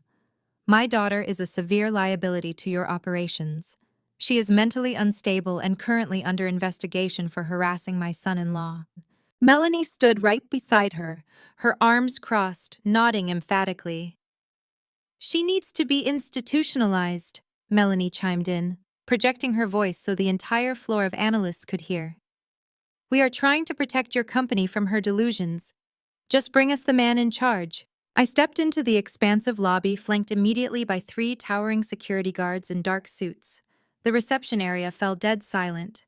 The analysts who had been peering over their monitors quickly sat back down, pretending to work while watching the spectacle unfold. Catherine finally spotted me. Her eyes narrowed in vicious triumph. She pointed a manicured finger at my chest. There she is. I want her packed up and escorted out of this building immediately. I did not raise my voice. I did not yell. I walked slowly toward them, the click of my heels echoing sharply in the quiet room. I stopped 10 feet away, letting the absolute silence stretch until the air felt thick enough to suffocate them. You are looking for the person in charge, Mother? I asked, my voice carrying a quiet, lethal weight. You want to speak to the boss. Catherine lifted her chin arrogantly. Yes, I want to speak to the chief executive. You are a danger to yourself and others, Cassidy. You are going to lose your little job today. I looked at Melanie, whose smug smile was slowly beginning to falter as she noticed the deferential way the massive security guards were standing behind me. Then I looked back at Catherine. I am the CEO. I said every word crisp and unyielding. I am the founder. I own this firm, and you are trespassing. I watched the reality hit them. It was a physical blow. Catherine's mouth fell open in a silent, grotesque shape of absolute shock.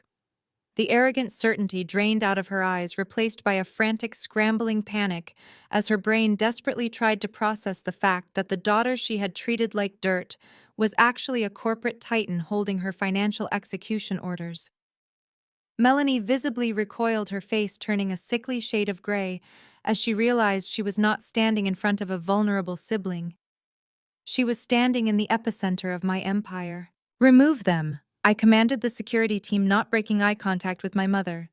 If they resist, have them arrested. The guards moved in immediately, gripping Catherine and Melanie by their arms.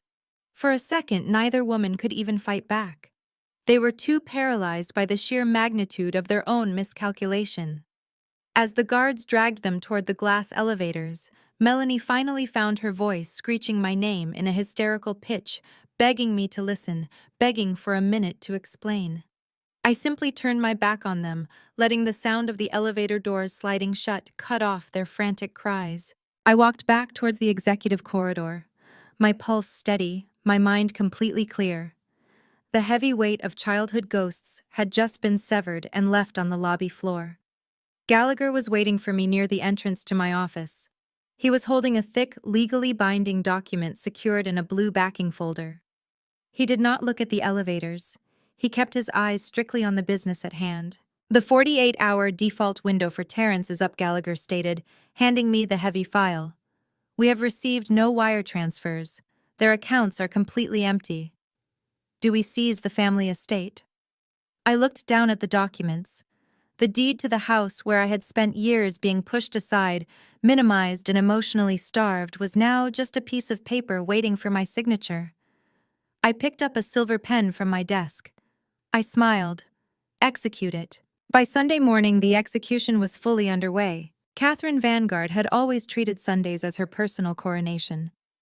For decades, the sprawling gardens of the family estate in the affluent northern suburbs had served as the ultimate stage for her elite social performances. This particular Sunday brunch was designed to be a masterclass in denial. Less than 48 hours after Terrence had been escorted out of his own gala by federal agents, Catherine had summoned the wealthiest, most influential women in her country club circle to the estate. She needed to control the damage. She needed to look these women in the eye and project an illusion of untouchable generational wealth. The caterers had been setting up since dawn. A lavish buffet of imported cheeses, smoked salmon, and artisanal pastries stretched across the manicured terrace. A harpist played softly near the rose garden. Catherine floated through the crowd of silk-clad socialites, a crystal flute of vintage mimosa in her hand. She wore a pristine ivory linen dress, her face a rigid mask of serene confidence. "It is merely a minor regulatory misunderstanding," Catherine announced loudly to a group of bank executives' wives, her voice dripping with bored dismissal. You know how aggressively the SEC pursues brilliant tech innovators these days. Terrence's legal team will have the entire matter dismissed by Tuesday. It is barely a blip on our radar. The women nodded, sipping their drinks, their eyes darting around the manicured lawns and evaluating sweeps. They were vultures disguised as friends, waiting to see if the Vanguard carcass was ready to be picked apart. A few feet away, Melanie was failing to uphold the family facade. She looked like a porcelain doll that had been dropped down a flight of stairs. She was hovering near the mimosa station, clutching a glass so tightly her knuckles were white. The dark circles under her eyes could not be masked by premium concealer. Her husband was facing multiple felony charges of wire fraud. Her corporate credit cards had all simultaneously declined the previous afternoon, and her entire identity was dissolving in real time. Catherine glided over to her golden child, keeping her smile fixed for the audience while her eyes burned with toxic fury.